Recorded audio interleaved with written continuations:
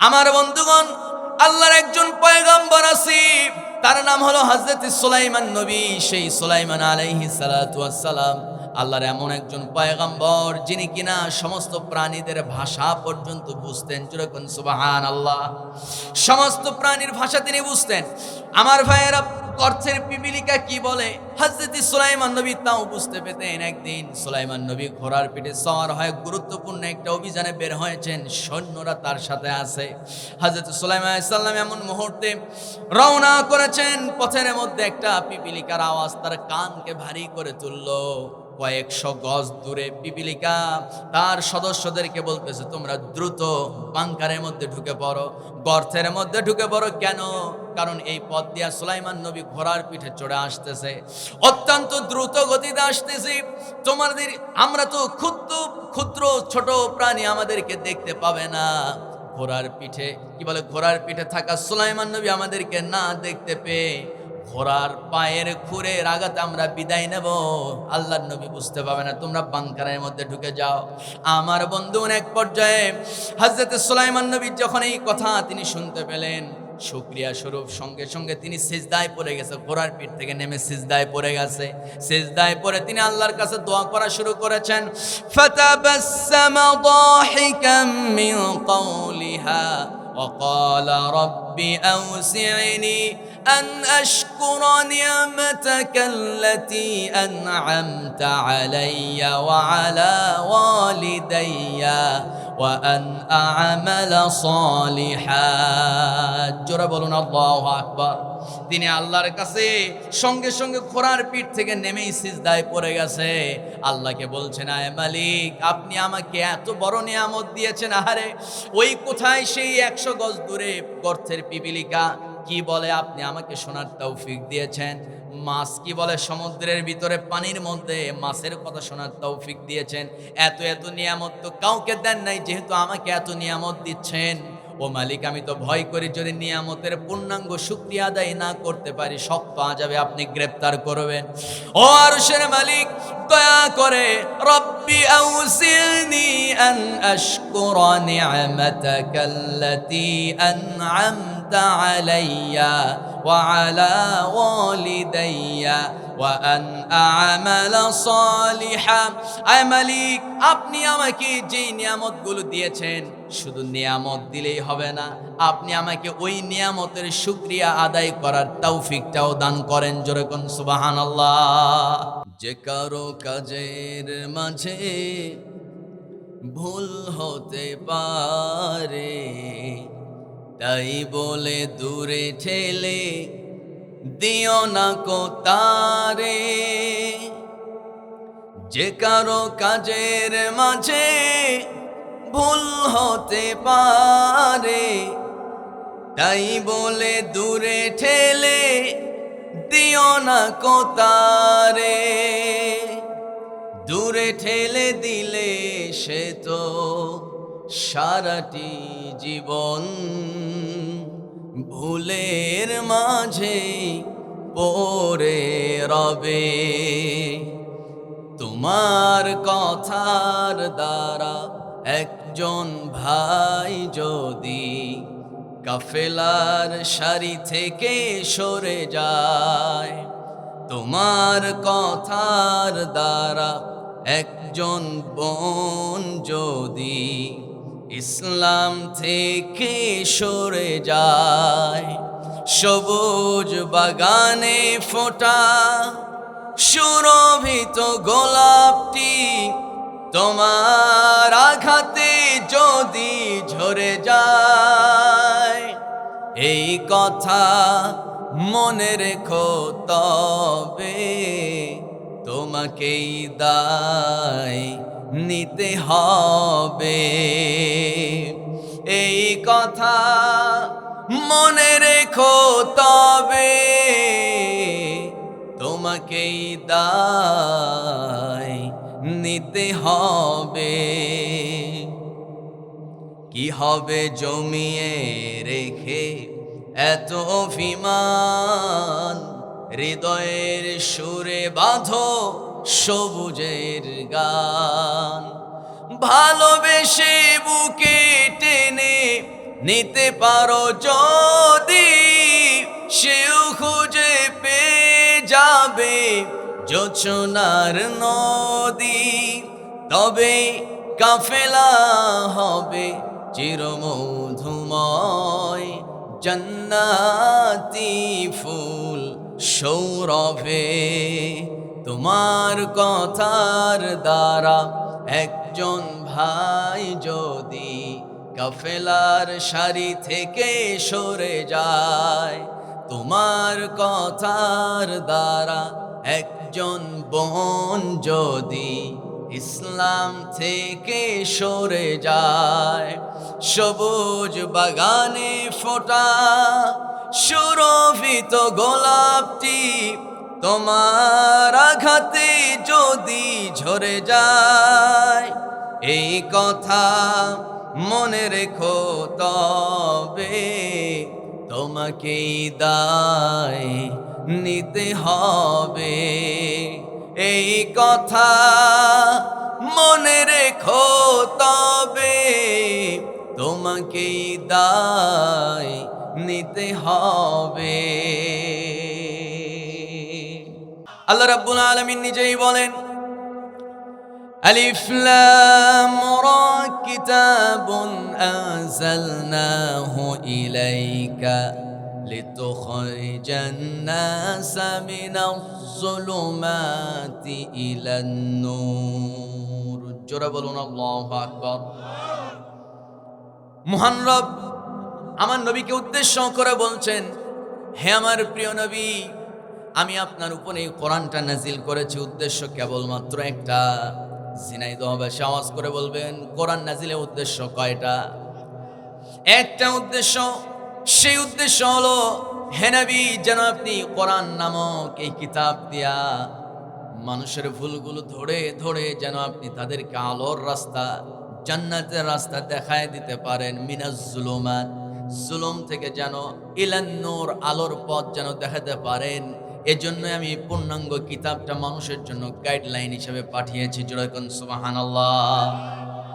আমার বন্ধুগণ, সেই কিতাব আল্লাহর কালাম কোরআন দুনিয়ার তামাম মানুষকে জানাচ্ছে, জাহান্নাম থেকে যদি তোমরা বাঁচতে চাও, জাহান্নামের কঠিন আযাব থেকে যদি বাঁচতে চাও, আল্লাহ রাব্বুল আলামিন জান্নাতি এবং জাহান্নামীদের পরস্পরের কিছু কনভারসেশন কোরআনে উল্লেখ করে দিয়েছেন। যারা পারেন আমার সঙ্গে ঠোঁট মিলিয়ে মিলিয়ে আয়াতগুলো পড়ে নেন, আল্লাহ অবশ্যই সওয়াব লিখে ফেলবেন। আল্লাহ রাব্বুল আলামিন সুন্দর করে বলছেন, ফি জান্নাতি ইয়াতাসাআলুনা আনিল মুজরিমিন মা সালাকাকুম ফি সাকার ক্বালু লাম নাকু মিনাল মুসাল্লিন। জোরে বলুন আল্লাহু আকবার। ও দুনিয়ার মানুষ, বিচার দিবস যখন কার্যকর হয়ে যাবে, সমস্ত মানুষের বিচার শেষ হয়ে যাবে। বিচার শেষ হওয়ার পর প্রতিদান দেওয়ার সময় চলে আসবে। আল্লাহ রাব্বুল আলামিন কাউকে দিবেন জান্নাতে, কাউকে দিবেন জান্নাতে, কাউকে দিবেন জাহান্নামে পাঠিয়ে দিবি। জান্নাতি এবং জাহান্নামীদের মাঝখানে একটা প্রাচীর থাকবে, কিন্তু ওই প্রাচীর এমন কোন প্রাচীর না যে এপাশ থেকে ওপাশ দেখা যাবে না, এমনটা নয়। আমাদের দেশে কিছু বাউন্ডারি, কিছু প্রাচীর থাকে, সেটা হলো থাই বা গ্লাস, আছে না?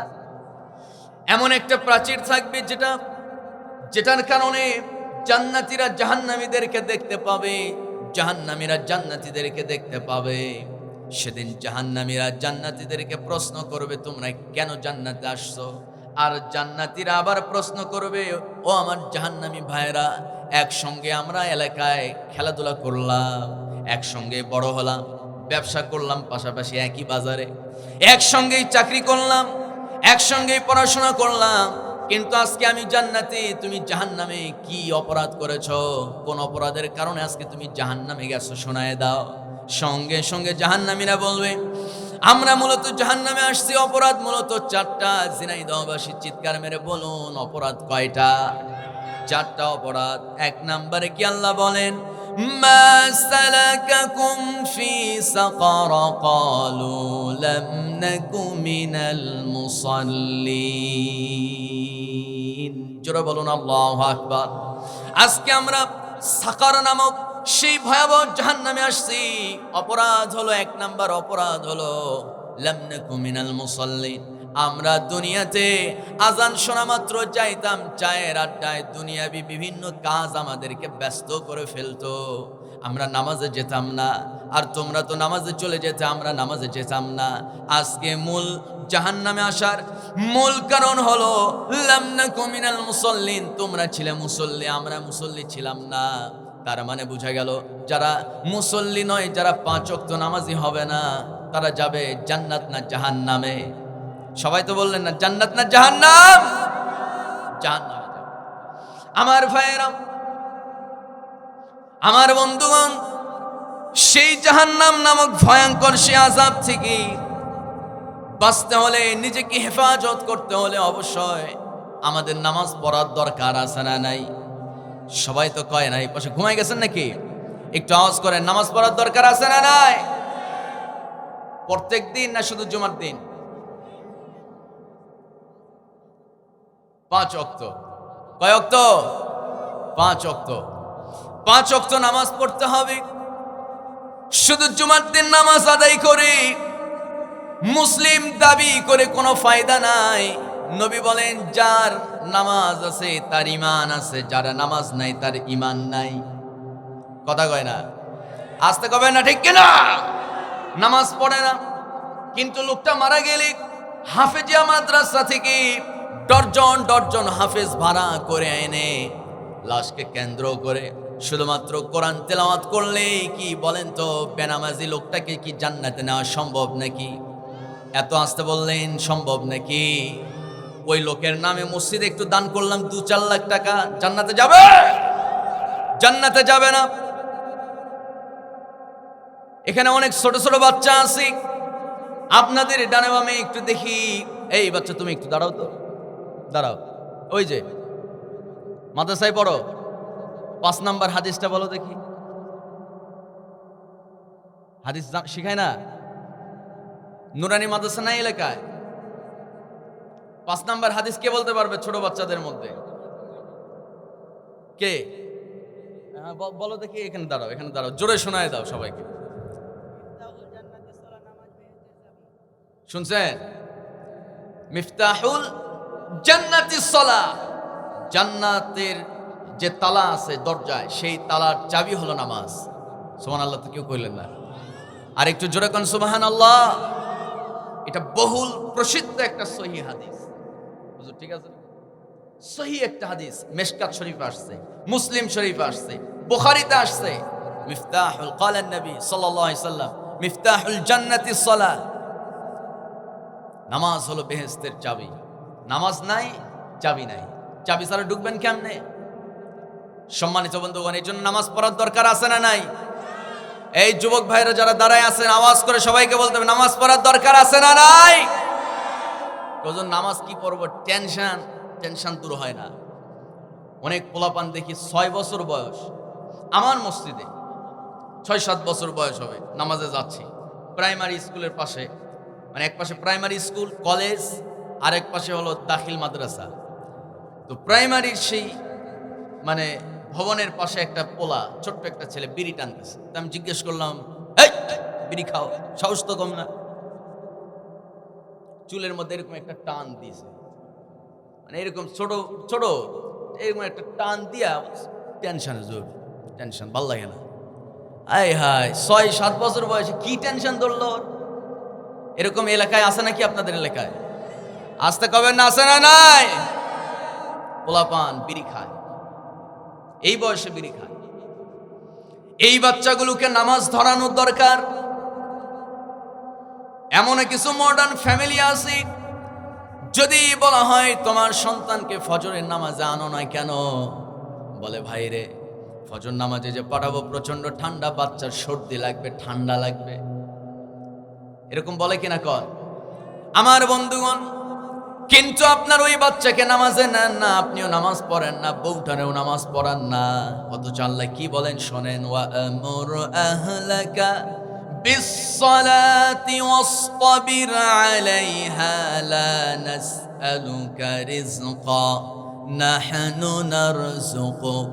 মহান রব্বুল আলামিন বলেন, ও দুনিয়ার মানুষরে, যদি তোমার সন্তানটাকে তুমি যদি নামাজি বানাতে পারো, যদি তোমার স্ত্রীকে যদি তুমি নামাজি বানাতে পারো, স্ত্রী নামাজ পড়ে, যেই পরিবারের সন্তানটাও নামাজ পড়ে এবং নিজেও নামাজ পড়ে, মহান রব্বুল আলামিন ওয়াদা করছেন, লা নাসআলুকা রিজকা, আমি ওই পরিবারের রিজিকের অভাব স্পর্শ করতে দিব না। ওয়াদা কার? সবাই চিৎকার মেরে পিছন থেকে বলেন, ওয়াদা কার? নেতা ওয়াদা করছে নির্বাচনের আগে, কৃষকরা যখন জমিতে সার ছিটায়, কি কোন আপনারা সারই তো কর, যখন সার ছিটায়, সার কিনতে গেছে, সারের সিন্ডিকেট নেতারাই তৈরি করে, কথা কয় না, সারের সিন্ডিকেট নেতারাই তৈরি করে। আবার যখন ধানটা উঠায় নির্বাচনের সময়, ওই কৃষকদের মুখে আজগবি হাসি ফোটানোর জন্য আবার গিয়ে ওই ধান কাটার নাটক শুরু করে দেয়। আছে না নাই? কথা বলেন, আছে না নাই? কৃষকরা মনে মনে চিন্তা করে যে যদি আমার একটু যদি ক্ষমতা থাকতো, একটা থাপ্পড় লাগায় জমিতে ফালায় রাখতাম। বেটা, সারের দাম ওদিকে বাড়ায় দিছ আর এদিকে আইসা মিতালি শুরু করছো, ঠিক কিনা? আমার বন্ধুগণ, নির্বাচনের আগে কতজন কত নেতার কত কথা, বাপ মা পর্যন্ত সন্তানের সঙ্গে কত সুন্দর ওয়াদা করে, বেটা তুই যদি এসএসসি পরীক্ষায় রেজাল্টটা ভালো করিস, একটা দামি ফোন কিনে দেব। কয় না? আমার বন্ধুগণ, আমার ভাইয়েরা, সেই ওয়াদা খেলাফ হতে পারে। মানুষের ওয়াদা, মানুষের কথা, মানুষের জবান মিস্টেক হতে পারে, কিন্তু চিৎকার মেরে বলেন, যেই রব আমাকে আপনাকে সৃষ্টি করেছেন, ওই রবের কথা কি কোনো মিস্টেক হতে পারে নাকি? যার ঈমান আছে আওয়াজ করে বলেন, আল্লাহর কথা কি এদিক সেদিক হতে পারে নাকি? আমার বন্ধুগণ, আমার ভাইয়ের, আজকে বর্তমানে দুনিয়ার চারপাশটা একটু তাকান, গুনার গুনাহ পাপাচারে মানুষ লিপ্ত হয়ে গেছে। গুনাহ ছাড়তে পারে না, মিথ্যা ছাড়তে পারে না, মানুষের উপরে জুলুম করা ছাড়তে পারে না। কত পাপ, শত পাপে আমরা জর্জরিত। বিশেষ করে এই যে মোবাইল ফোন, এই মোবাইল ফোন হলো সকল পাপের মা, ঠিক কিনা বলেন? এতদিন আমরা বলতাম মিথ্যা হলো সকল পাপের, আমি মনে করি যে মোবাইল সকল পাপের মা, ঠিক কিনা? এই মোবাইল যদি কেউ নিয়ন্ত্রণ করতে পারে, আমি বিশ্বাস করি অবশ্য তার জান্নাতটাও নিয়ন্ত্রণে চলে আসবে। নবীজি বলেন, যার জিহ্বা আর চোখ যে নিয়ন্ত্রণে রাখতে পারবে, আমি রাসূল গ্যারান্টি দিলাম সে জান্নাতি হয়ে যাবে। জোরে কোন সুবহানাল্লাহ। আমার বন্ধুগণ, মোবাইল ফোনে একটা খারাপ ছবি চলে আসছে সামনে, সঙ্গে সঙ্গে স্ক্রল করতে হবে, তাকানো যাবে না। এই ফোনের মধ্যে আপনার ঈমান পরীক্ষা করা যেতে পারে। মোবাইলটা এমন একটা সেন্সর, আপনি যতই ফেসবুক, ইউটিউবে যত ভালো কিছু দেখবেন, ভালোটাই আসবে। জঙ্গলে বাঘ হরিণকে ধাওয়া করছে, এই দৃশ্যগুলো অনেকে দেখে মজা পায়। প্রাকৃতিক সৌন্দর্য, আল্লাহ কেমনে দুনিয়াটা সাজাইছে, কেমনে আল্লাহ জঙ্গলের বাঘকে প্রত্যেকটা দিন 16 কেজি মাংস খাওয়ান। আমরা তো 16 কেজি মাংস মাসেও কিনি না, বছরেও কিনি না, ঠিক কিনা কর? কিন্তু ওই জঙ্গলের বাঘটাকে আল্লাহ খাওয়ান, কারণ হলো ওই বাঘ নিজের উপরে নির্ভর করে না, ওই বাঘ নির্ভর করে একজনের উপরে, ভরসা করে একজনের উপরে, তিনি আমার কে? আমার ভাইয়েরা, এই ফোনে আপনি যাই দেখেন না কেন, সেইটাই বারবার আসবে। যদি খারাপ কিছু দেখেন, খারাপ ভিডিওগুলোই সবসময় আপনার সামনে শো করবে। আর যদি সবসময় কোরআন শোনেন, তেলাওয়াত শোনেন, ওয়াজ শোনেন, এরপরে দুনিয়ার সৃষ্টিকুল নিয়ে যদি এই সমস্ত ভিডিও দেখেন, দেখবেন ওই ভিডিওগুলি সবসময় আসবে। যদি খবর দেখেন, দেশের সংবাদ যদি দেখেন, শুধু সংবাদই আসবে, দেশের খবরই আসবে। তার মানে মোবাইলটাও জেনে গেছে আপনার চরিত্র খারাপ না ভালো, ঠিক কিনা? মোবাইলও জেনে গেছে। আমার বন্ধুগণ, আমার কথা কি বুঝতে অসুবিধা হচ্ছে নাকি আপনাদের? আমার ভাইয়েরা, সোজা কথা, বাংলা কথা, সকল পাপ থেকে যদি আপনি নিজেকে হেফাজত করতে চান, আল্লাহর পছন্দের প্রিয় বান্দা যদি হতে চান, আল্লাহ তাআলা সেই ফর্মুলাও শিখিয়েছেন।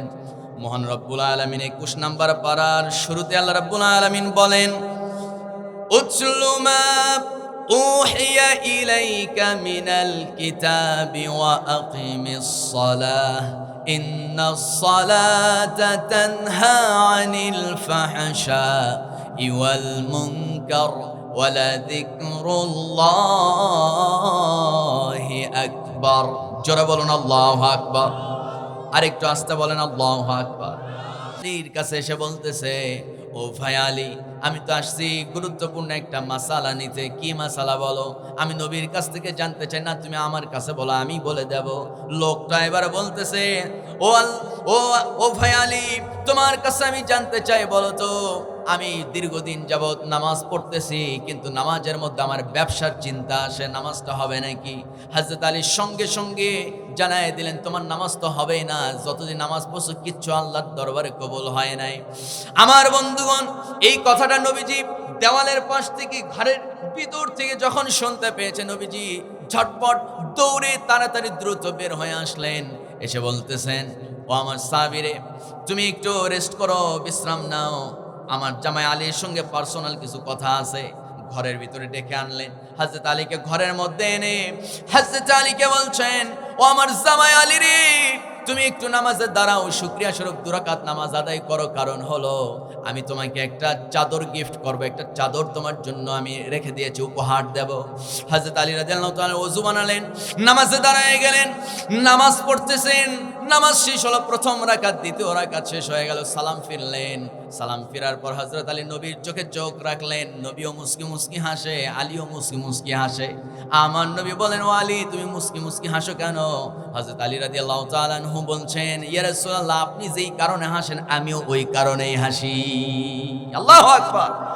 কি কারণ হয়তো অনেকেই বুঝেন নাই। আমার বন্ধুগণ, হযরত আলী নামাজের মধ্যে চিন্তা করতেছে, সিজদাতে গিয়া এদিকে সুবহান রাব্বিয়াল আলাও পড়ে, এদিকে চিন্তাও করে, আমার নবী যে চাদরটা আমাকে উপহার দেওয়ার জন্য ঘোষণা দিয়েছেন, ওই চাদরটা আসলে নবীজি নিজে কিনছে নাকি আম্মা জান আয়েশার ঘরের চাদর? আল্লাহু আকবার কর। আমার বন্ধুগণ, এবার নবীজি হযরত আলীকে বলছেন, আলী রে, তুমি একটু আগে ওই দূরদেশ থেকে আগত সেই সাহাবী, আমার সাহাবী, আমার সেই উম্মত, আমার সাহাবীকে তুমি কি মাসালা দিলা? নামাজে মনোযোগ না থাকলে নাকি নামাজ নষ্ট হয়ে যায়। সঙ্গে সঙ্গে আমার নবী বলছেন, তাহলে তোমার নামাজটা কি হবে বলো? আমার বন্ধুগণ, আমার ভাইয়েরা, আমার নবীজি হযরত আলীকে সুন্দর করে বুঝায় দিলেন। লোকটার সামনে থ্রেট দিতে পারতেন, কিন্তু আমার নবীজি কাউকে কারো সামনে অপমান করতেন না। সুবহানাল্লাহ। কেউ যদি ভুল করে, আমরা তো ডাইরেক্ট ধরি, তুই এটা করছস, এটা ভুল হইছে, এটা ভুল হইছে। আমরা যে যত পারি একজন আরেকজনকে আন্ডার এস্টিমেট করি, হেউ প্রতিপন্ন করি, আছে না নাই? আমার ভাইয়েরা, আমার বন্ধুগণ, ছোট কাজ, ছোট ভুল নরমালি সুন্দরভাবে বুঝায় দেওয়া যায়। আবার কিছু কিছু ভুল আছে, জাতীয় ভুল, আছে না নাই? কোন জাতীয় ভুল আছে না নাই? জাতির সামনে ভাষণ দিতে গিয়া যদি আমি বলি কোরআনের আইন মানি না, স্পষ্ট কোরআন বলে, এই কথা যদি কেউ বলে তার ঈমান চলে যাবে, তাহলে এখন সে যে ঈমানদার, তার যেটা ভুল হয়ে গেছে, এই ভুলের জন্য আবার জাতীয়ভাবে সবাইকে প্রেস ব্রিফিং করে বলতে হবে, না আমি কোরআনের আইন মানি, যা বলছি ভুল বলছি, কোরআনের পক্ষে আসি তো ঈমান আছে, কোরআনের পক্ষে নাই, ঈমান নাই। ঠিক না? আমার ভাইয়েরা, আমার বন্ধুগণ, এই কথা শুনে আবার ভাববেন না আমার নবী সাহাবী আলীর নামাজটা দুর্বল। না না, হযরত আলীর নামাজটা কতই মজবুত। একটু মিসাল না দিলে কেমন হয় শুনুন। আমার ভাইয়েরা, হযরত আলী রাদিয়াল্লাহু তাআলা আনহু জিহাদের ময়দানে গেছে, যুদ্ধ করতে করতে সেই পাহাড়ের চূড়া থেকে হযরত আলীকে লক্ষ্য করে তীর ছুঁড়ে মারা হলো। ওই তীর এসে ডান পায়ের রানের মধ্যে ঢুকে গেল। হযরত আলী প্রচন্ড ব্যথা যন্ত্রণায় কাতরাচ্ছেন। যুদ্ধের এক পর্যায়ে মুসলমানদেরকে আল্লাহ তাআলা বিজয় দান করলেন। ঘোড়ার পিঠে সওয়ার হয়ে বাড়িতে আসলেন। চিকিৎসক বাড়িতে আসলো। চিকিৎসক বারবার তীরটা বের করার চেষ্টা করেন, কিন্তু হাত দেওয়ার আগে আলী চিৎকার মেরে ওঠে, কাউকে হাত দিতে দেয় না। একদিন যায়, দুদিন, 3 দিন পর দেখা গেল পায়ের মধ্যে পুঁজ জমা হয়ে যাচ্ছে, পা পচে যাওয়ার মতো অবস্থা। এক পর্যায়ে চিকিৎসকরা নবীর কাছে খবর পাঠালেন, ইয়া রাসূলুল্লাহ, আপনার জামাই হযরত আলীর যে অবস্থা, এরকম যদি চলতে থাকে পা হয়তো কেটে ফেলা লাগতে পারে। আমার নবীজি জামাইয়ের খবর পাইয়া দ্রুত চলে আসলেন ফাতেমার বাড়িতে। এসে দেখেন হযরত আলীর অবস্থা খারাপ। এবার আমার নবী বলছেন, তোমরা চিকিৎসকদেরকে একটা আলাদা রুমে ঢুকাও, তোমরা একটু বিশ্রাম নাও। আমার জামাই হযরত আলী কোথায়? আলীকে সঙ্গে করে নিয়া পাশের রুমে নবীজি বলছেন, আলী 2 রাকাত নফল সালাতুল হাজত নামাজ আদায় করো, যেন আল্লাহ তোমাকে মাফ করে দেয়। নবীর কথা শুনে সে নামাজে দাঁড়ায় গেছে, ওযু বানিয়ে নামাজে দাঁড়িয়ে গেছে। নামাজরত অবস্থায় আমার নবীজি করলেন কি, চিকিৎসকদের রুমে আসলেন, এসে বলছেন, চিকিৎসক ভাইরা, তোমরা কি জানো আমার আলী এখন নামাজে দাঁড়ায় গেছে? আল্লাহর কসম করে বলি, আমার জামাই আলী সম্পর্কে আমি এতটাই বিশ্বস্ত, এতটাই আমি তার প্রতি বিশ্বাস রাখি, তার নামাজ এতটাই মজবুত, তার তীর তোমরা নির্দ্বিধায় টান মেরে বের করবা, আমার আলী টের পাবে না। আমার বন্ধুগণ, চিকিৎসকরা ঘরের মধ্যে ঢুকলেন। হযরত আলী রাদিয়াল্লাহু তাআলা আনহু সিজদায় চলে গেছে, ভিতর দিয়ে হাতটা ঢুকায় দেয়, 3 তীর জোরে একটা টান মারলেন। আলীর নামাজটা নষ্ট হলো না। প্রথম রাকাত শেষ হয়ে গেল, দ্বিতীয় রাকাত শেষ হয়ে গেল, রক্ত পুজ একসঙ্গে গড়ে গড়ে পড়তেছে। হযরত আলী রাদিয়াল্লাহু তাআলা নামাজ ছাড়েন না। নামাজ শেষ হয়ে গেল, ডানে বামে সালাম ফিরলেন। বাম পাশে আমার নবীজি বসা, নবীর দিকে তাকায়া আমার নবীজি মুস্কি মুস্কি হাসেন। হযরত আলী বলছেন, ইয়া রাসূলুল্লাহ, আপনি হাসেন কেন? নবীজি বলছেন, আলী রে, তুমি তোমার পায়ের দিকে তাকাও। পায়ের দিকে তাকায় দেখে, হায় হায়, তীর গেল কই, তীর নাই। সঙ্গে সঙ্গে হযরত আলী চোখের পানি ছেড়ে দিয়া আসমানের দিকে তাকায়া বলছেন, রব্বে কাবার কসম, আমি নামাজ পড়া অবস্থায় তীর কখন যে বের করছে আমি তো টেরই পাই নাই। একটা মশা কামড় দিলে যে যন্ত্রণা হয়, কসম আল্লাহ, ওই যন্ত্রণাটুকু ইয়া রাসূলুল্লাহ আপনার আলী অনুভব করে নাই। আর একটু চিৎকার মেরে বলি আল্লাহু আকবার। আর আমার দেশের নামাজ তো সব উল্টা পাল্টা। আমার দেশে 5 শ্রেণীর নামাজ আছে, কি বলে 5 প্রকারের নামাজি আছে। কয় প্রকারের নামাজি বলেন? আমার দেশে 5 প্রকারের নামাজি। কম বেশি হয়তো সবাই জানেন। এক প্রকার হলো যে 5 ওয়াক্ত নামাজ পড়ে। কয় ওয়াক্ত? 5 ওয়াক্ত নামাজ পড়ে। আর এক শ্রেণী হলো তারা শুধু জুমার দিন নামাজ আদায় করে। আর একটা গ্রুপ আছে, তারা শুধু দেখে কোথায় জানাজার নামাজ যেখানে নেতা সেখানে। কথা কয় না? আছে এলাকায় এরকম হয়। অথচ নবীজি বারবার সাবধান করতেন, লাশকে সামনে রেখে বিলম্ব করো না, যত দ্রুত সম্ভব লোকজন জমায়েত হওয়া মাত্র সালাত শুরু করে দাও। আল্লাহু আকবার তো করলেন না কেউ। কিন্তু আমরা কি করি? মাইকেল আনতে লোক হয় নাই, নেতা তো এখনো আসেই নাই। আছে না নাই? কর বলেন আছে না নাই? হাজারো মানুষ এরকম আছে, জানাজার নামাজে হাজির হয়, ফজর নামাজটা পড়ে। আসতে কবে না, ঠিক কিনা? সম্মানিত ভাইয়েরা, তাহলে 1 নাম্বার পাইলাম কি? চাচা উঠে কেন? আলোচনা কি শেষ করবো নাকি? কয়টা বাজে? আমার কথা কি বিরক্ত হচ্ছেন আপনারা? আলোচনা চালাবো? চলো। কয়টা পর্যন্ত? সারা রাত। জোরে বলি ইনশাআল্লাহ। সম্মানিত ভাইয়েরা, তাহলে জানাজার নামাজ বিলম্বে পড়া যাবে না, যত দ্রুত সম্ভব জানাজার সালাত আদায় করতে হবে। সম্মানিত বন্ধুগণ, তাহলে 4 নাম্বার আরেক শ্রেণীর নামাজি আছে, তারা শুধু নির্বাচনী নামাজ পড়ে। আসতে বললেন যে এলাকায় নাই মনে হয়। জোরে কন আছে না নাই? নির্বাচন আসলে নামাজ। আরেক শ্রেণী আছে, শুধুমাত্র কি বলে বাৎসরিক নামাজ পড়ে, শুধু ঈদের নামাজ আর হলো রমজানের নামাজ। এরকম আছে না নাই? কন এই নামাজ প্রথম শ্রেণী বাদে ওই দ্বিতীয় শ্রেণীও হওয়া যাবে না, তৃতীয় প্রকারের নামাজিও হওয়া যাবে না, চতুর্থ প্রকারেরও না, পঞ্চম প্রকারেরও না, 1 নাম্বার নামাজি হতে হবে। চিল্লায় বলেন কয় নাম্বার? 1 নাম্বার। আমার বন্ধুগণ, পুরো সপ্তাহ চলে যায় নামাজ নাই, জুমার দিন নামাজে আসি, তাও আবার 1টা 20 মিনিটে চলে আসে। 1:20 এসে টাইম দেখে, হুজুর 1:34 বেজে গেছে, এখনো নামাজ শুরু করে নাই। হুজুরের দোষ ধরা শুরু করে দেয়। কথা কন না যে আছে না নাই? 7 দিন নামাজের খবর নাই, উনি জুমার দিন আইসা হুজুরের টাইম শিখায়। একজন খতিবের পাওয়ার কি জানেন আপনারা? একজন খতিব, ইমাম, তার যখন ইচ্ছা জুমার দিনের, অন্তত জুমার দিনের নামাজটা, অন্যান্য ওয়াক্ত না, শুধু জুমার দিনের কথা বলছি। জুমার দিনে আমার নবীজি আলোচনা দীর্ঘ করতেন। শুধুমাত্র এই জুমার আলোচনাকে কেন্দ্র করে আমরা অন্যান্য দিন দুপুরের নামাজ পড়ি 4 রাকাত। কয় রাকাত?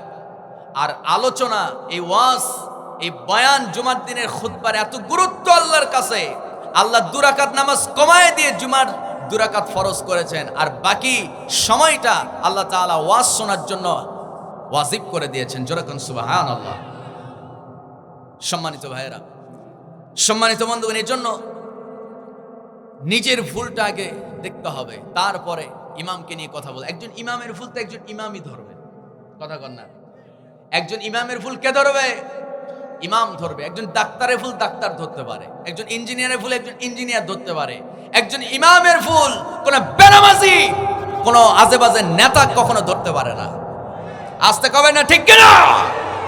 সম্মানিত ভাই আমার, বন্ধুগণ, জুমার দিনে নামাজ পড়তে আসি, তাও আবার হঠাৎ করে দৌড়ে দৌড়ে আসতে দেখে নামাজ শুরু হয়ে গেছে। এমন দৌড় মারছে, একটা জুতা ওই 3 নাম্বার কাতারে, আরেকটা জুতা বারান্দার মধ্যে। আছে না নাই? কি দৌড়! ওই নামাজ তো আল্লাহর কাছে 4 পয়সা মূল্য না, এই দৌড় দিয়ে লাভটা কি? এই নামাজ দিয়ে জান্নাতে যাওয়া যাবে না, শুধুমাত্র জুমার দিনে নামাজ পড়ে। কসম আল্লাহর, এই কোরআন আছে সামনে, আমি আমার যতটুকু আল্লাহ আমাকে এলেম দিয়েছেন, সেই এলেম থেকে আমি কোরআন হাদিস যতটুকু রিসার্চ করেছি, এখানে কোনো আলেম বলতে পারবে না যে 5 ওয়াক্ত নামাজ বাদ দিয়ে শুধু জুমার দিন নামাজ পড়লে জান্নাতে যাবে। বলতে পারবে কেউ? পারবে? পারবে।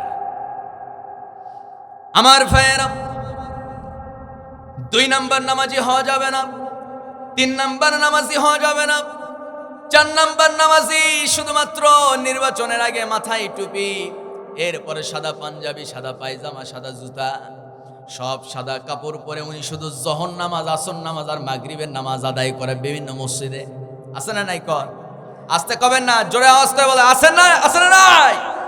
আমার ভাইয়েরা, আমি বলতে চাই স্পষ্ট কথা, যারা আলেম ওলামাদেরকে নিয়ে বলে ধর্মের নামে রাজনীতি করে, আরে বেটা, ধর্মের নামে তো তারাই রাজনীতি করে যারা নির্বাচনের সময় টুপি আর পাঞ্জাবি গায়ে দিয়া নামাজের ভান করে।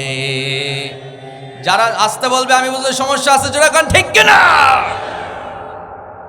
আমার ভাইয়েরা, আমার বন্ধুগণ, ছদ্মবেশী এই সমাজবাজি নামাজিদেরকে অনুসরণ করা যাবে না। তবে হ্যাঁ, আমি আজকে বলতে চাই, আমরা কেবলমাত্র তাকেই সমর্থন দেব যে 5 ওয়াক্ত নামাজ পড়ে, সে বিএনপির হোক, জামাতের হোক, যাই হোক। আগে দেখবো নামাজ পড়ে কিনা। আগে কি দেখবো? নামাজ পড়ে কিনা। আমার বন্ধুগণ, আল্লাহ রাব্বুল আলামিন বলেন, ও দুনিয়ার মানুষ, মানুষ জাহান্নামে যাবে 4টি কারণে। 1 নাম্বার হলো ক্বালু লাম নাকু মিনাল মুসাল্লিন, নামাজ না পড়ার কারণে মানুষ জাহান্নামে চলে যাবে।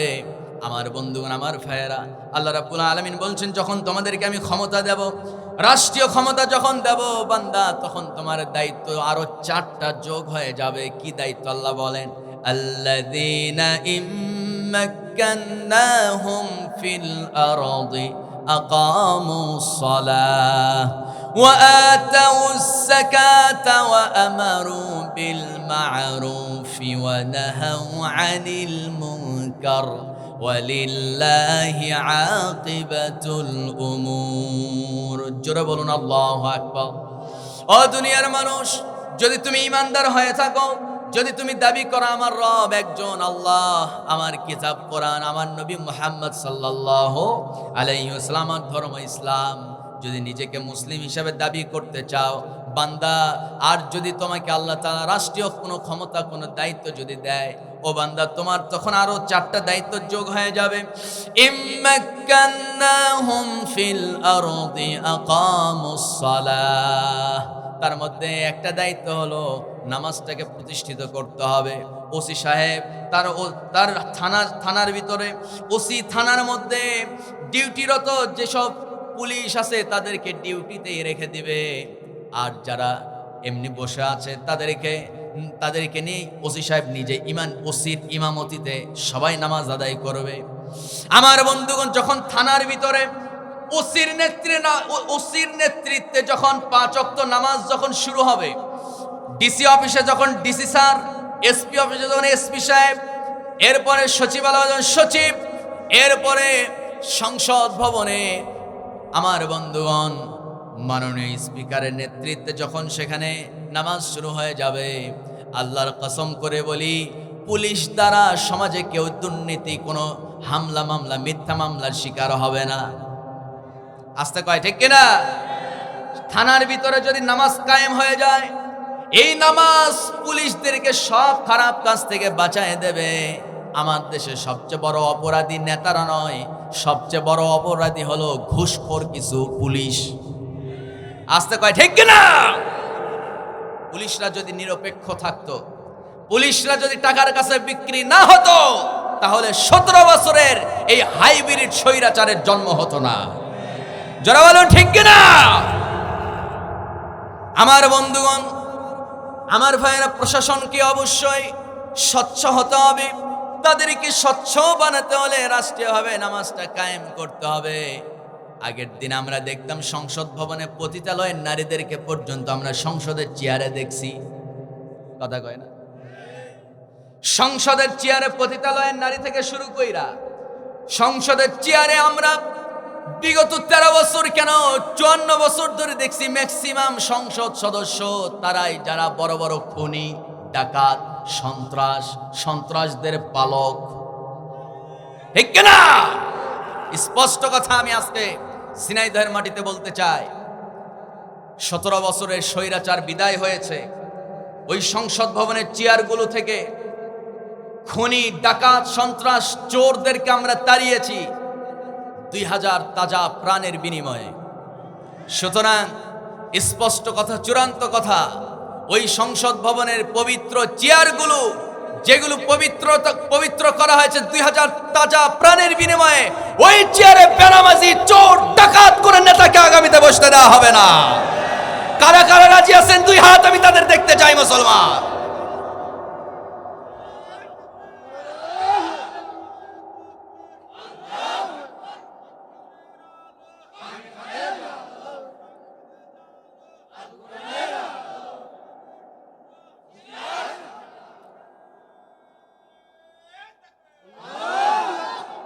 রাগ করলেন নাকি? কথা বলবো? সম্মানিত ভাইয়েরা, সম্মানিত বন্ধুগণ, তাহলে যারা ক্ষমতা পাবে তার 1 নাম্বার কি কাজ? নামাজ কায়েম করবে। কি করবে? এই দায়িত্ব কি শুধুমাত্র কোন ইসলামী দলের, নাকি বিএনপি, আওয়ামী লীগ? সবার দায়িত্ব। যে মুসলমান সবার দায়িত্ব। ঠিক কিনা? সবার দায়িত্ব। আমার ভাইয়েরা, আমার বন্ধুগণ, আল্লাহ রাব্বুল আলামিনের জন্য বলছেন, ইম্মাক্কান্নাহুম ফিল আরদি আকামুস সালাহ ওয়া আতাউয যাকাতা ওয়া আমারু বিল মারুফি ওয়া নাহাউ আনিল মুনকার ওয়ালিল্লাহি আকিবাতুল উমুর। জোরে বলুন আল্লাহু আকবার। ও দুনিয়ার মানুষরে, তোমাদেরকে আমি আল্লাহ তাআলা যেই লেভেলে দায়িত্ব দেব, যেই ক্ষমতা দেব বা মালিক বানাবো, আমার বন্ধুগণ, আমার দেশে বড় বড় ব্যবসায়িক আছে না নাই? বলেন, কথা কয় না? আছে না নাই? এই যে সাউন্ড সিস্টেম, এটা কি ডেকোরেটর? কি এটা? JBS decorator.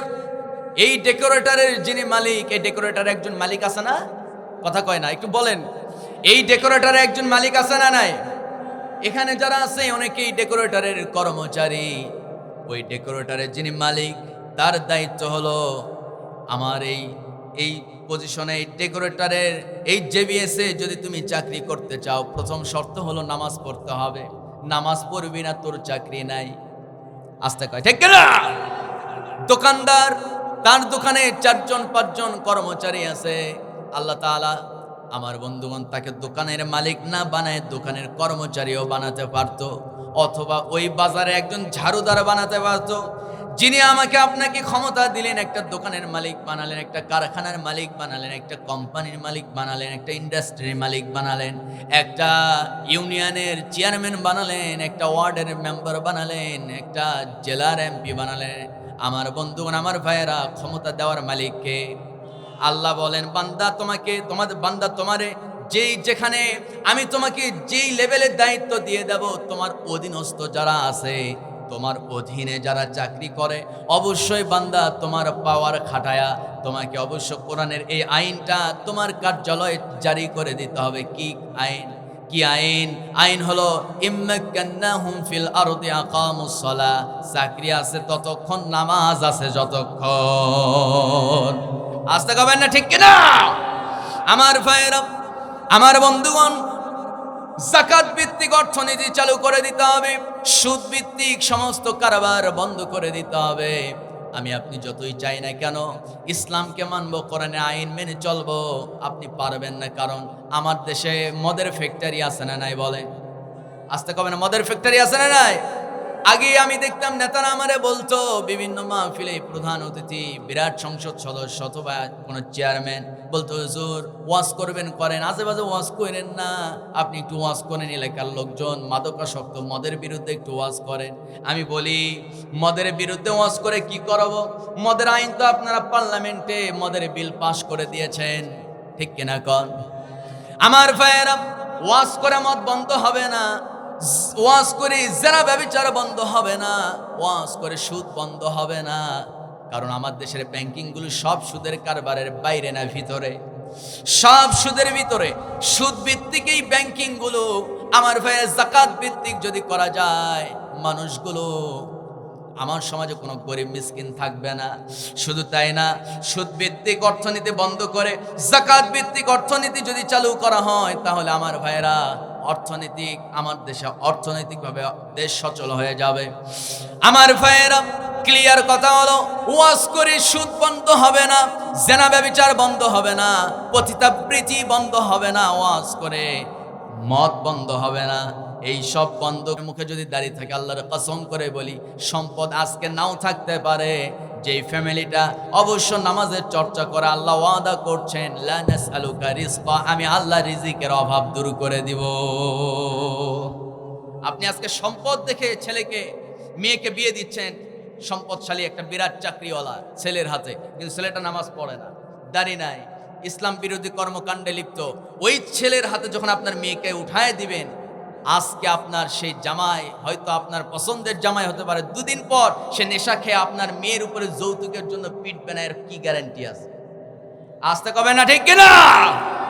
আমার ভাইয়েরা, আমার বন্ধুগণ, এই সমস্ত আজেবাজে চিন্তা ছেড়ে দিতে হবে।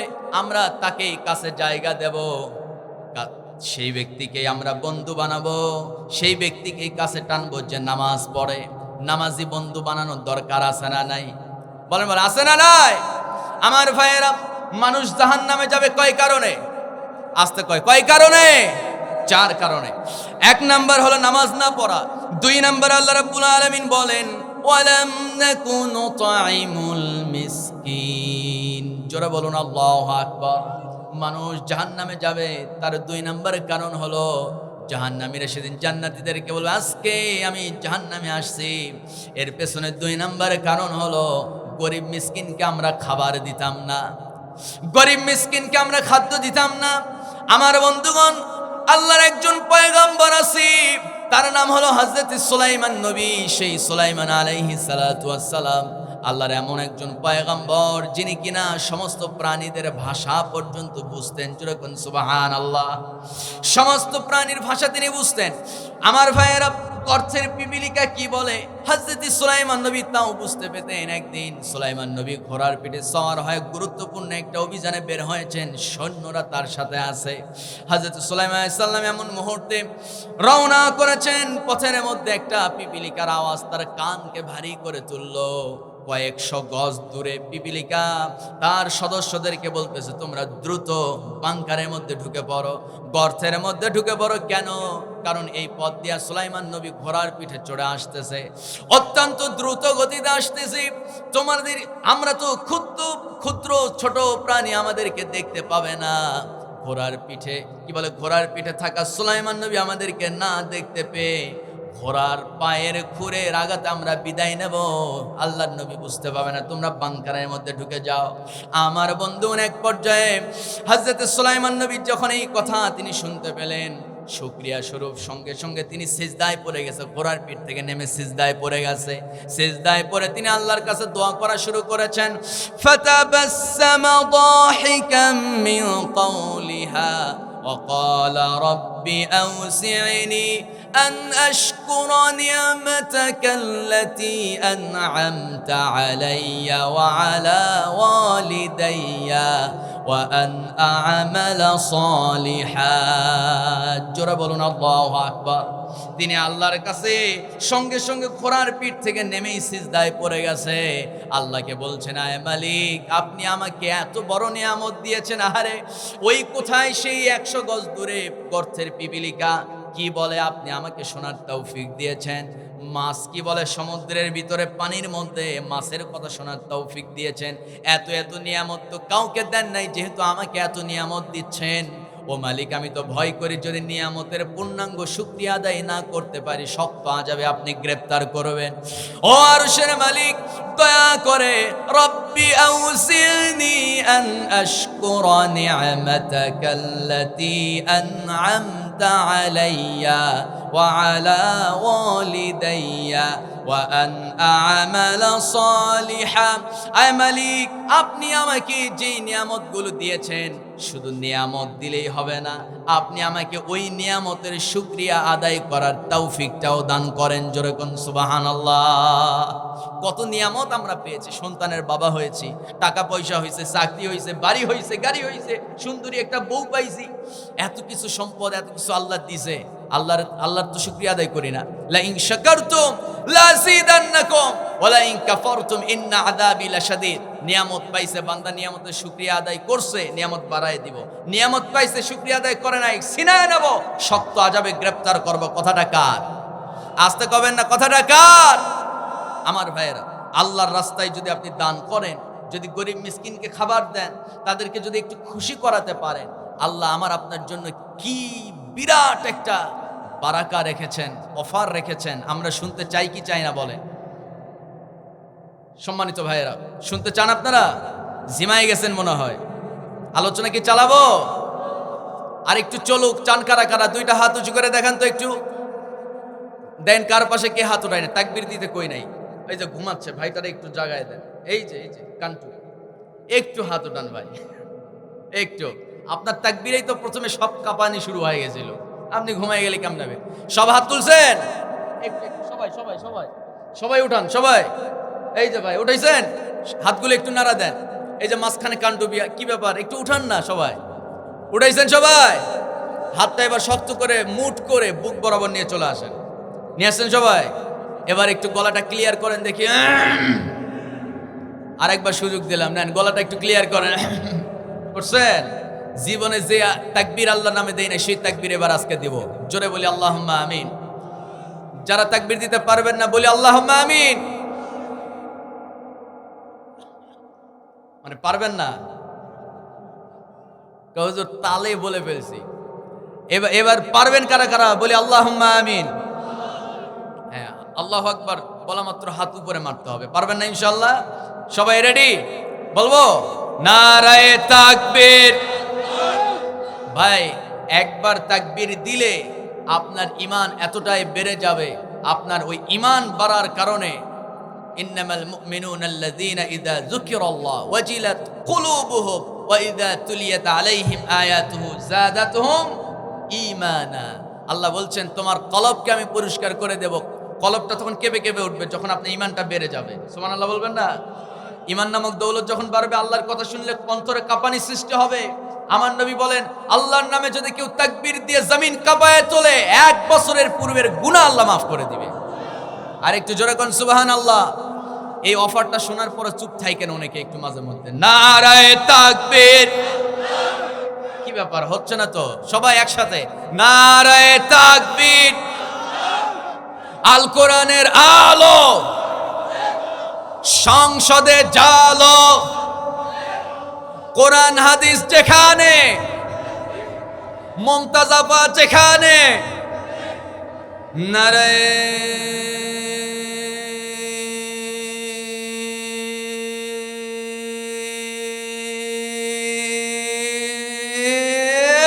তাকবীর। কষ্ট হলো নাকি? আরেকটু চালাই নাকি?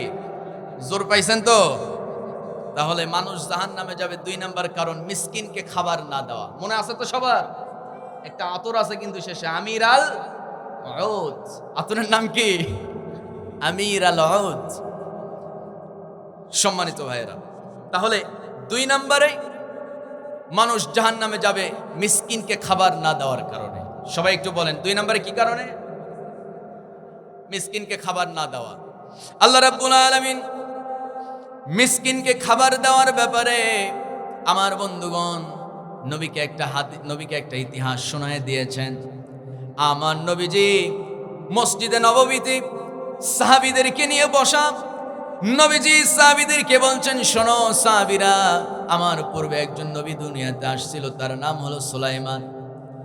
আল্লাহর পয়গম্বর সুলাইমান নবী সংসদে তার মন্ত্রী, এমপি, মন্ত্রী, তার নেতা নেত্রীদেরকে সাথে নিয়ে বসে আছেন। এমন মুহূর্তে একটা পাখি আসছে, এসে বলতেছে, আল্লাহর পয়গম্বর, আপনার কাছে একটা বিচার দিতে আসছি। কি বিচার? পাখি এবার বলতেছে, আল্লাহর পয়গম্বর, আমি একটা আল্লাহর বান্দার বাড়ির আঙ্গিনায় একটা বিরাট গাছের ডালে বাড়ি বানিয়েছি। ওই বাড়িতে আমি ডিম পাড়ি, কিন্তু ডিম থেকে বাচ্চা ফোটাতে পারি না। বাচ্চা ফোটানোর আগে বাড়িওয়ালা গাছে চড়ে ডিম পেড়ে ভেজে খেয়ে ফেলে, বাচ্চা ফুটাতে পারি না। আমার বন্ধু অনেক পর্যায়ে সুলাইমান নবী ক্ষিপ্ত হয়ে গেলেন। আল্লাহর পয়গম্বর হযরত সুলাইমান আলাইহিস সালাতু ওয়াস সালাম বলছেন, যাও পাখি, তোমার নিরে ফিরে যাও, তোমার বাড়িতে ফিরে যাও। আমি সাবধান করে দেব লোকটাকে, ওই লোককে আমি সাবধান করে দেব, দ্বিতীয়বার যদি তোমার বাড়ি থেকে যদি ডিম পেড়ে ভেজে খেয়ে ফেলে, অবশ্য আমি তার হাত পা ভেঙে ফেলবো। পাখি চলে গেছে। সুলাইমান নবী 2টা প্রহরীকে ডাক দিলেন, যাও ওই লোকটাকে সাবধান করে দাও, দ্বিতীয়বার যদি আবার ডিম পেড়ে ভেজে খেয়ে ফেলে, তার হাত পা কিন্তু আমি নিজে ভেঙে ফেলবো। আমার বন্ধু এক পর্যায়ে ওই 2টা প্রহরী গেছে, সাবধান করে দিয়েছে। সাবধান করে দেওয়ার পর মাসখানেক যাওয়ার পর লোকটা বুঝতে পেরেছে পাখি ডিম পেড়েছে বাসায়। সুলাইমান নবীর কথা ভুলে গিয়া ওই পাখি গাছে চড়ে ডিম পেড়ে ভেজে খেয়ে ফেলছে। সুলাইমান নবীর কাছে পাখি আবার চলে গেছে, আবার বিচার দিয়েছে। সুলাইমান আলাইহিস সালাতু ওয়াস সালাম এবার আর কোনো প্রহরীকে দায়িত্ব দিলেন না। তিনি করলেন কি, এবার 2টা জিনকে ডাকছে। কি ডাকছে কোন? ঘুমাচ্ছেন নাকি? একটু আওয়াজ করে বলেন, কি ডাকছে? 2টা জিনকে ডাকছে। ওই 2টা জিনকে ডেকে আল্লাহর পয়গম্বর, গোটা দুনিয়ার বাদশা হযরত সুলাইমান আলাইহিস সালাতু ওয়াস সালাম এবার জিন 2টাকে বলতেছে, শোনো জিন, তোমরা ওই পাখির বাসায় পাহারা দেবা। ডিম পারবে পাখি, ওই ডিমে তা দেবে, ওই ডিম থেকে বাচ্চা ফুটবে। সেই বাচ্চা যতদিন না আকাশে উড়াল দিতে শিখছে, ততদিন পর্যন্ত তোমরা ওই বাড়ি পাহারা দেবে, পাখির বাসা পাহারা দেবে। যদি দেখো লোকটা আবার গাছে চড়ে বাচ্চা অথবা পাখির ডিম নিয়ে যদি নামে, সঙ্গে সঙ্গে গাছ থেকে এমন জোরে ধাক্কা মারবা যেন পা ভেঙে যায়। আমার বন্ধুগণ, এবার জিন চলে গেছে, পাখির বাসা পাহারা দিতেছে। মাসখানেক যাওয়ার পর ওই পাখি আবার যখন তার নিরে ডিম পেড়েছে, আমার বন্ধুগণ, বাড়িওয়ালা বুঝতে পেয়ে টের পেয়ে ওই যে ডিম খাওয়ানে সে আবার গাছে চড়ছে। গাছে চড়ে কেবল ডিম নেবে এমন মুহূর্তে কে জানি দরজায় নক করে, জোরে জোরে আওয়াজ করা শুরু করছে। জিজ্ঞেস করলেন, কে হে?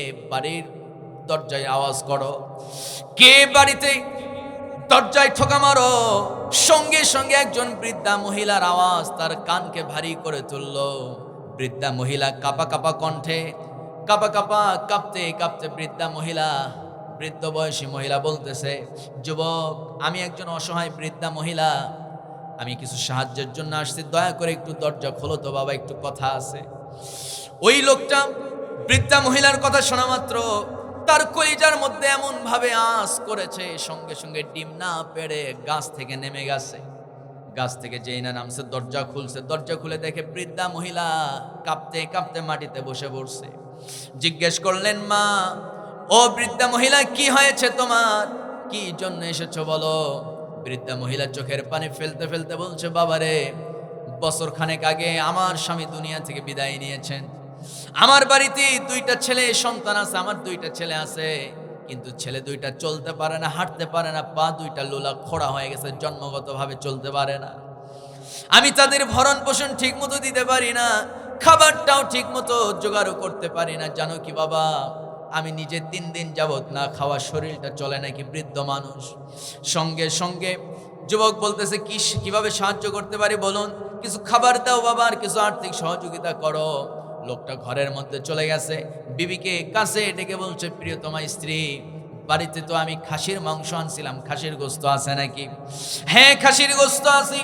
খাসির গোস্ত, গরম ভুনা খাসির গোস্ত একটা পেয়ালার মধ্যে নিয়া আমার বন্ধুগণ আর 5 টুকরো রুটি হাতের ভিতরে নিয়া বৃদ্ধা মহিলাকে দিয়ে দিলেন।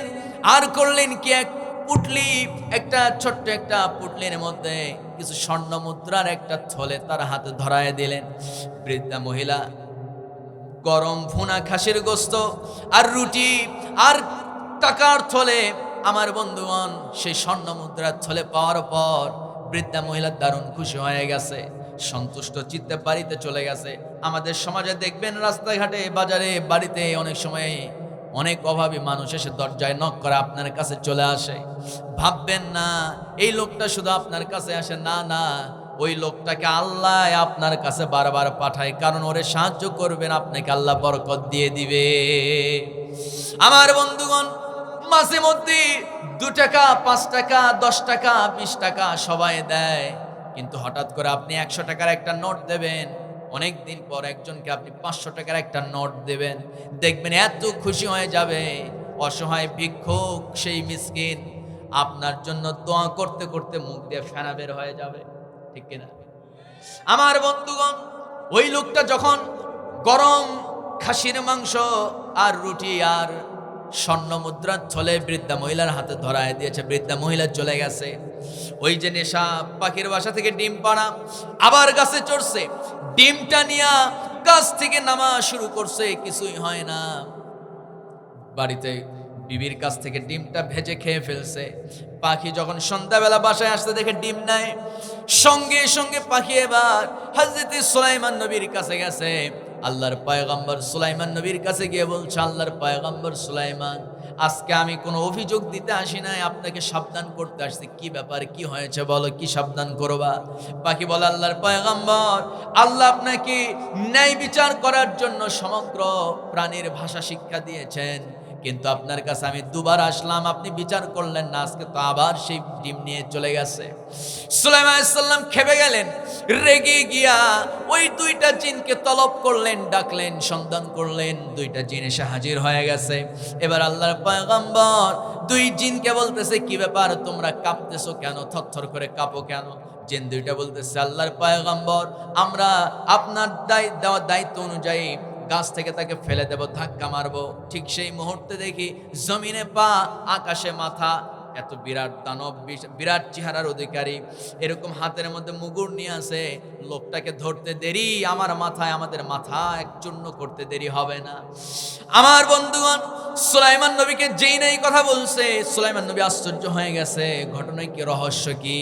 জিবরাইল আলাইহিস সালাম সুলাইমান নবীকে জানায় দিলেন, ও আল্লাহর পয়গম্বর সুলাইমান নবী, আপনি কি জানেন না, যেই লোকটা গরিব মিসকিনকে সাহায্য করে, ওই লোকটার জানমালের নিরাপত্তার জন্য স্বয়ং আল্লাহ 2 জন করে ফেরেশতা নিযুক্ত করে দেন। আরেকটু আস্তে কোন, সুবহানাল্লাহ। কয়টা করে ফেরেশতা? আপনার জানমাল, আপনার জানের প্রটোকল নিরাপত্তা দেবার জন্য 2 জন করে ফেরেশতা যদি থাকে, আর কি কিছু দরকার আছে নাকি? কর, চিল্লায় কোন আছে?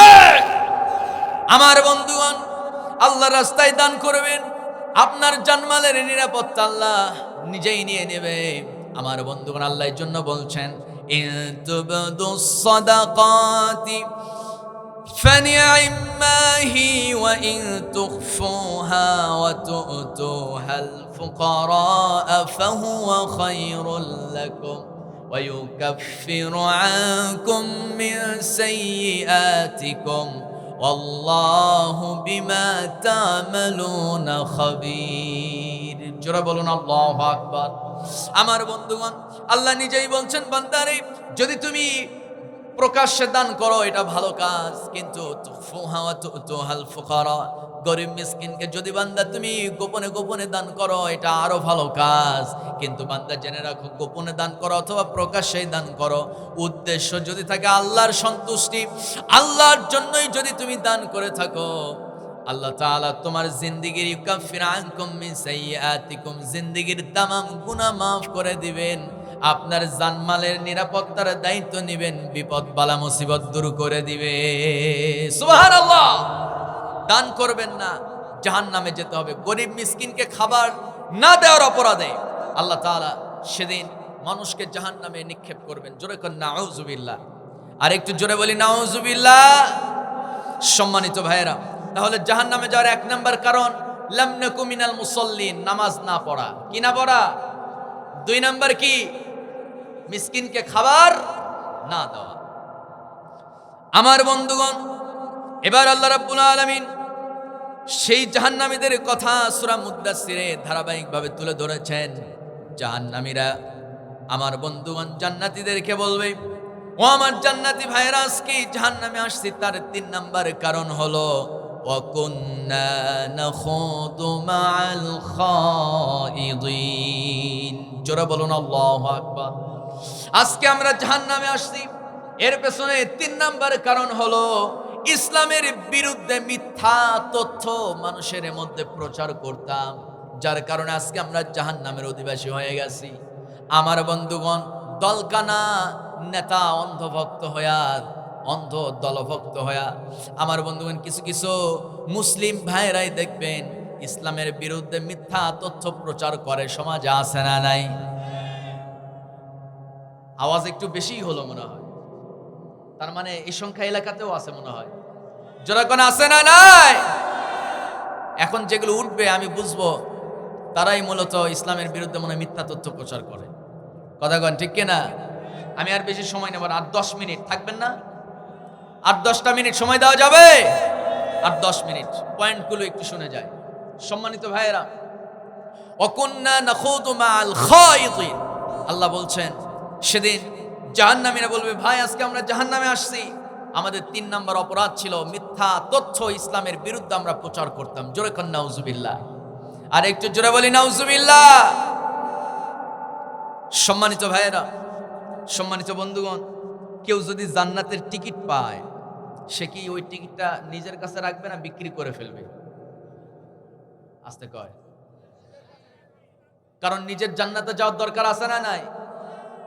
আমি বিক্রি করব কেমনে? আমারই তো একটা জান্নাতের টিকিট দরকার। কথা কয় না? আস্তে কবে না, ঠিক কিনা?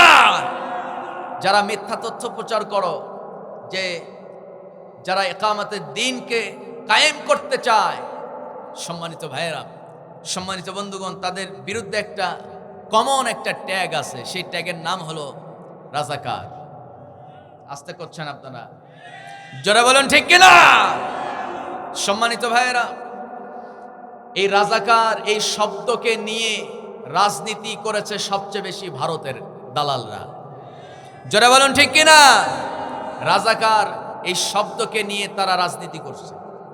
সম্মানিত বন্ধুগণ, কিচ্ছু না। শহীদ মরহুম প্রেসিডেন্ট জিয়াউর রহমান দেশপ্রেমিক একজন শ্রেষ্ঠ নেতা ছিলেন। সালাউদ্দিন আহমেদ, তাকে ফাঁসি দেওয়া হলো রাজাকার ট্যাগ লাগায়া। তিনি একজন শ্রেষ্ঠ নেতা। খোকা, সাদেক খোকা। এরপরে শহীদ আল্লামা দেলোয়ার হোসাইন সাইদি, নিজামি, আলী হাসান মুজাহিদ, কাদের মোল্লা, কামরুজ্জামান, এগুলো সব ছিল এদেশের সার্বভৌমত্ব রক্ষার জন্য এক একটা অতন্ত্র প্রহরী। আসতে কবেন না ঠিক কিনা? এদেরকে শুধুমাত্র ম্যাডাম খালেদা জিয়াকে জেলখানায় তার শরীরে যে অপারেশন চিকিৎসার নামে যে ইনজেকশন করেছে এগুলোর মধ্যে ছিল ভয়ঙ্কর পয়জন, যার বাস্তব চিত্র আমরা দেখতে পাচ্ছি। তার হাতগুলো ফুলে গেছে, ব্যতিক্রম বিকৃত আকার ধারণ করেছে হাতের আঙ্গুলগুলো। সম্মানিত ভাইয়েরা, এগুলো এই ফ্যাসিস্টরা তারা সেই সময় তার শরীরে এগুলো পয়জন ঢুকিয়েছিল। তাদের চিন্তা ভাবনা ছিল এই দেশকে ভারতের একটা অঙ্গরাজ্য হিসাবে ঘোষণা করা, কিন্তু এটা পারে নাই তারা। এটা করার জন্য খালেদা জিয়াকে গ্রেপ্তার, এরপরে বিএনপি জামাতের উপরে অসহনীয় নির্যাতন, জুলুম, জেল, মিথ্যা মামলা, হয়রানি, পেরেশানি ছিল কি ছিল না? এগুলো নাটক, রাজাকার, আলবদর আর শামস, জঙ্গি, এই সব নিয়ে তো খেলছে আওয়ামী লীগেরা, টিকতে পারে নাই। সুতরাং আজকেও যারা ওই একই কায়দায় খেলতে চায় তারাও টিকতে পারবে না। সম্মানিত ভাইয়েরা, ইসলাম চিরদিন বিজয়ী ছিল, বিজয়ী থাকবে। আপনি ইসলামের পক্ষে যদি একটু সমর্থন দেন, আপনার নাজাত আছে। সমর্থন দিবেন না, এক কাপ চা আর একটা বিড়ি আর একটা পানের কাছে সব বিক্রি করে দিবেন, অবশ্য আপনাকে আল্লাহর কাছে জবাব দিতে হবে।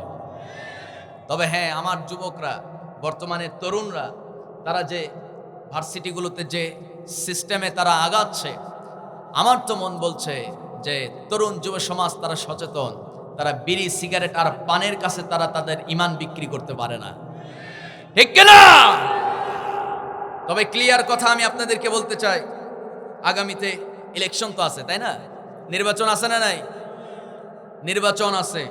এই নির্বাচনে হয়তো বিএনপি ক্ষমতায় যাবে, অথবা জামাত যাবে, অথবা চরমনাই গেল, অথবা এনসিপি গেল, বা আওয়ামী লীগ আবার ঘুরেই বসলো। যাই হোক, কেউ তো একজন ক্ষমতায় যাবে। কথা কন একটু, ঠিক কিনা? আওয়ামী লীগ আসবে? আর যাবে না। তাহলে বিএনপি বা জামাত বা চরমনাই, এনসিপি, যাই হোক, যে কেউ হোক, ক্ষমতায় তো যাবে। যাওয়ার পর আমাদের আজকের এই মাহফিল থেকে সর্বস্তরের সকল জনতার হৃদয়ের দাবি হলো আল্লাহর কালাম, এই কোরআন দিয়ে রাষ্ট্র চালাতে হবে। যারা ঠিক বলবে না, ভাই কয়দিন বাঁচবেন, কোরআনের পক্ষে একটাবার আওয়াজ তুলুন, ওই আওয়াজ হয়তো ওই আওয়াজের উসিলায় আল্লাহ আপনাকে জান্নাত দিতে পারে, ঠিক কিনা?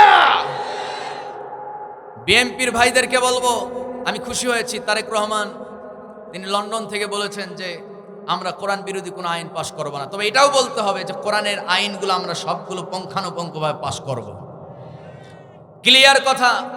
জামাত ইসলামী তো বলে বেড়ায় যে কোরআন দিয়ে রাষ্ট্র চালাবে, কোরআন দিয়ে রাষ্ট্র চালাবে, কিন্তু ক্ষমতায় যাওয়ার পর যদি দেখা হয় যে 5 মাসে কোরআন দিয়ে রাষ্ট্র এখনো চালু হয় নাই, তাহলে পরবর্তী 5 মাস লাগবে না ক্ষমতা থেকে টেনে হিসড়ে নামাতে। বিএনপি ক্ষমতায় যদি যায়, কোরআন দিয়ে যদি রাষ্ট্র না চালায়, তাহলে অবশ্য ক্ষমতায় টিকতে পারবে না। 5 মাসের মধ্যে ক্ষমতায় টেনে নামানো হবে।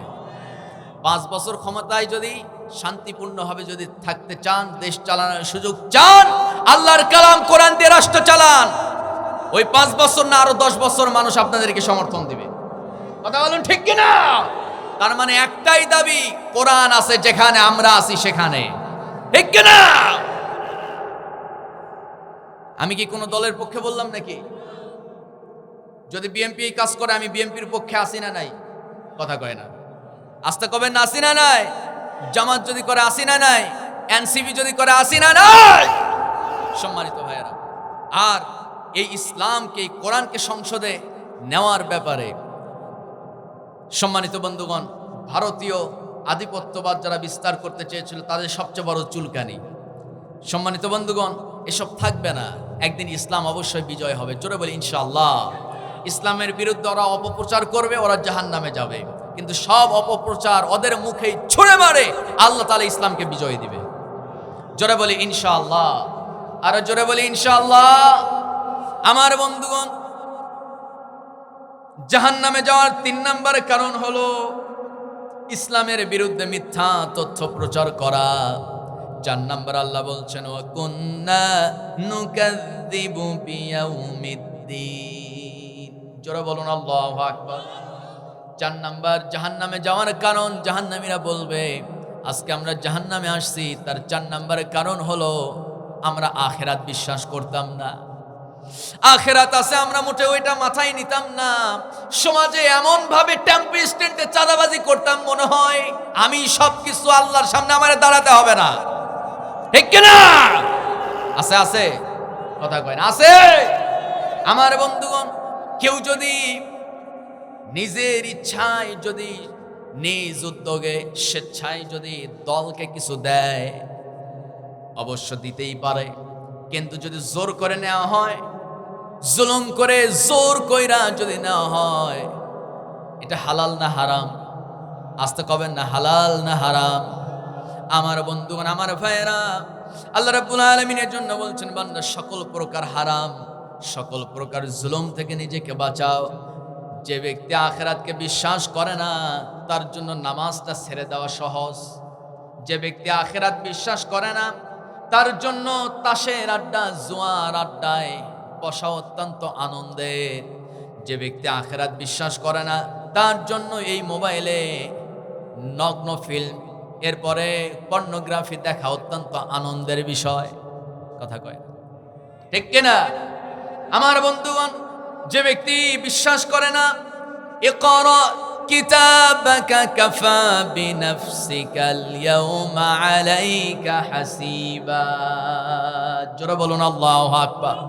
আল্লাহ নিজে বলছেন, বান্দা এই যে প্রযুক্তির যুগ, দেখেন তো আমার ডানে বামে কিরামান কাতিবিন বসা ক্যামেরা আছে না নাই? কয় এই ক্যামেরাগুলোর ভিতরে ছোট্ট একটা করে চিপস আছে, একটা করে মেমোরি কার্ড আছে।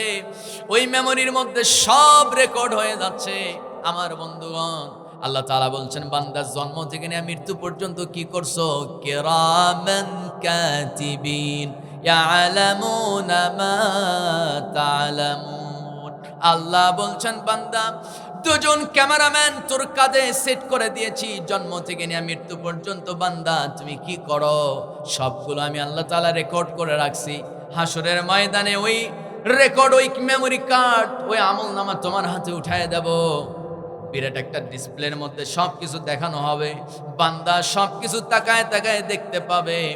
রাতের বেলা, রাতের অন্ধকারে নিজের বাড়িতে বউ রেখে ওই নাইট ক্লাবে গিয়া কোন নায়িকা কোন নারীর সঙ্গে মজা মস্তি করছে, সব সেদিন দেখানো হবে। আসতে কবে না, ঠিক কিনা? যাত্রা পালাই গিয়া একটা নারী স্টেজে ড্যান্স মারতেছে। আমার বন্ধুগণ, আমার ভাইয়েরা, যুবকরাও তালে তালে নাচে। আবার মাহফিলে আইসাও গলা ফাটায় বলে ঠিক আছে না নাই? আমার বন্ধুগণ, আমার ভাইয়েরা, ওদিকেও আছে এদিকেও আছে। মানে আল্লাহও যেন সন্তুষ্ট থাকে, শয়তানও যেন বেজার না হয়।